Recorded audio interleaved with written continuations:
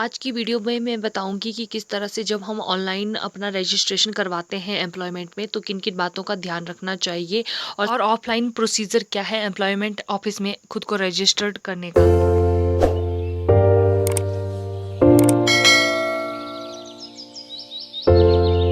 Hello everyone, last की जो मेरी वीडियो थी मैंने बनाई थी कि एम्प्लॉयमेंट ऑफिस में आप बिना ऑफिस जाए ऑनलाइन रजिस्ट्रेशन कैसे करवाएं। अगर आपको उस वीडियो के बारे में नहीं पता है तो मैं डिस्क्रिप्शन बॉक्स में उसका लिंक दे दूंगी, आप वहां पर जाकर उसे ओपन कर देख लें।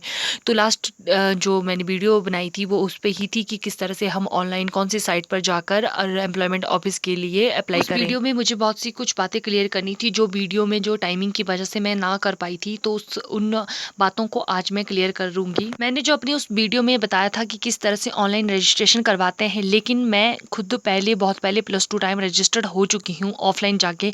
उस टाइम ऑनलाइन होता नहीं था, इसलिए मैं ऑफलाइन जाके रजिस्टर्ड हुई थी। उसके बाद मैंने उसको रिन्यूअल भी करवाया था वहां जाकर ही। उस टाइम ऑनलाइन का सिस्टम नहीं था, लेकिन अब ये ऑनलाइन ज़्यादा प्रेफर करा जा रहा है और ज़्यादा सुटेबल है, इसलिए उस टाइम मुझे नॉलेज भी नहीं था, लेकिन अब मुझे नॉलेज है। तो उस करके मैंने ना तो अपना रिन्यूअल के बारे में आपको बताया है उसमें, ना रजिस्ट्रेशन के बारे में, क्योंकि आप एक ही पर्सन की दो दो बार डाटा एंट्री नहीं कर सकते। तो सिर्फ मैंने उसमें ये बताया कि हम खुद को कैसे चेक कर सकते हैं उसके अंदर। लेकिन अगर आप फर्स्ट टाइम वहाँ पर रजिस्ट्रेशन करवाने जा रहे हो तो फर्स्ट टाइम आपको क्या करना पड़ता है, अपनी एक, जैसे मैंने वहाँ पे साइट बताई थी, जैसे अभी मैं आपको ये वीडियो दिखाती हूँ।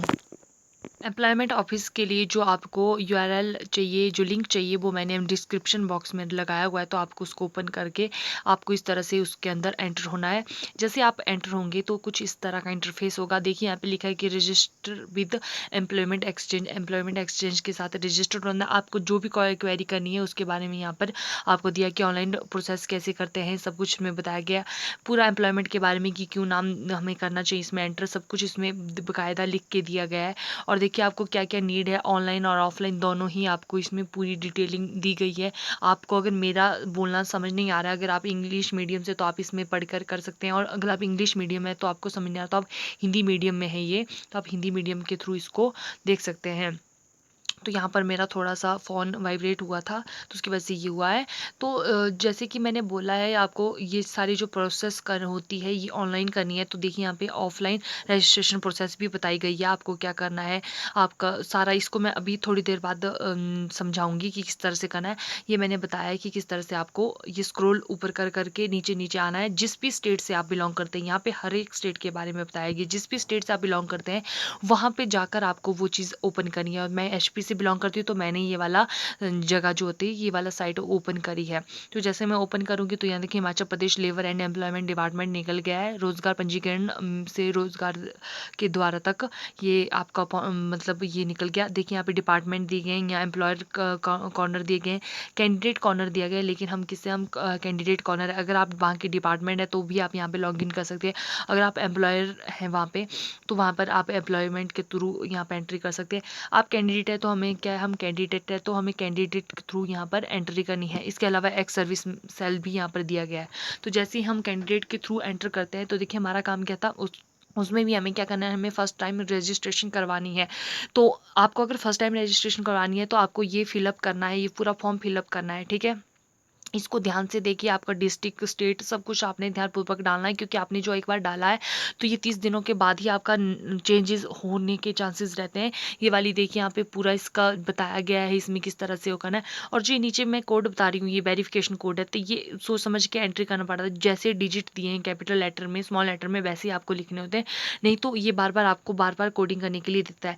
मैं आपको यहाँ पे दिखा सकती थी करके, लेकिन मेरे पास किसी को है नहीं करने के लिए, एंट्री करवाने के लिए, और मैं अपना कर नहीं सकती, क्योंकि देखिए आप दूसरा ये फेसबुक की आईडी तो है नहीं कि आप इस पे कुछ भी जो एक दो तीन आईडियां बना दें, ठीक है। ये एक आपका ऑनलाइन काम चला है जिसमें आपका पूरा आधार कार्ड वेरीफाई होता है। तो अगर मैं डाल भी दूंगी तो ये मुझे बता देंगे कि भाई मेरा पहले से ही रजिस्ट्रेशन है, मैं फिर से क्यों कर रही हूँ।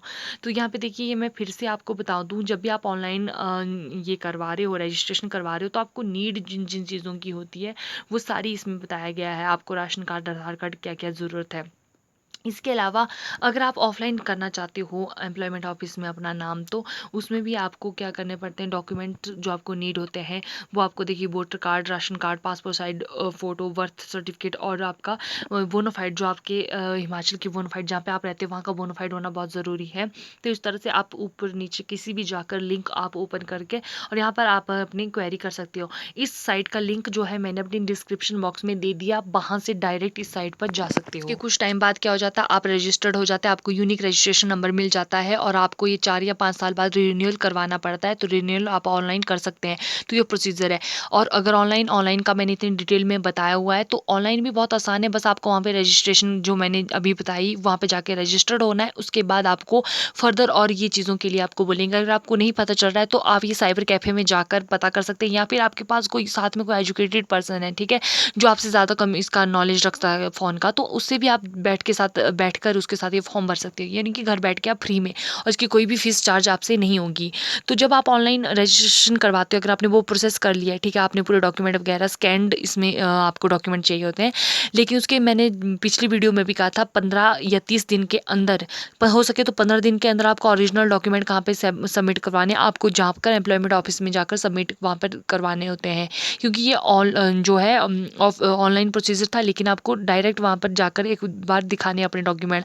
अगर आपने मान लीजिए ऑनलाइन रजिस्ट्रेशन करवा ली, लेकिन आपको लगता है कि काम आपका हो गया और आपने जाकर डॉक्यूमेंट एम्प्लॉयमेंट ऑफिस में सबमिट नहीं करवाए, तो आप रजिस्टर्ड नहीं होंगे। तो ये है कि आपके 2-3 दिन जो होते हैं वो बच जाते हैं इसके थ्रू।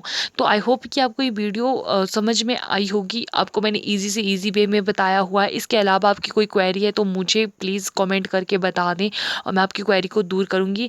वैसे तो इसमें ऐसा कोई टफ फॉर्म है नहीं कि आपको भरना मुश्किल लगेगा। देखिए, हो सके आज की डेट में खुद ही फॉर्म भरने की कोशिश कीजिए। एक बार नहीं आएगा, 2 बार नहीं आएगा, ऑनलाइन ही चीज़ों को करने की कोशिश कीजिए, क्योंकि ऑफलाइन क्या होता है ना, बहुत सी चीज़ें आजकल, एक तो कोरोना पैंडेमिक चला है, प्लस जो आप ये डॉक्यूमेंट्री काम करते हो लिख लिख के पेजेस पे, उससे अच्छा है कि आप सेव दी ट्रीज, ठीक है, पेड़ों को बचाइए, ऑनलाइन काम करिए। और इससे आपका खुद का नॉलेज भी बढ़ता है, क्योंकि अब तो हर चीज़ क्या है, ऑनलाइन ही फॉर्म फिलअप होते हैं। तो आप जब ऐसी छोटी छोटी चीज़ें रजिस्ट्रेशन वगैरह करवाते हैं, तो आपको दूसरी चीज़ें करने में भी आसानी होती है। तो आई होप आपकी मेरी वीडियो पसंद आई होगी। तो मैं इस वीडियो को यहीं एंड करती हूँ।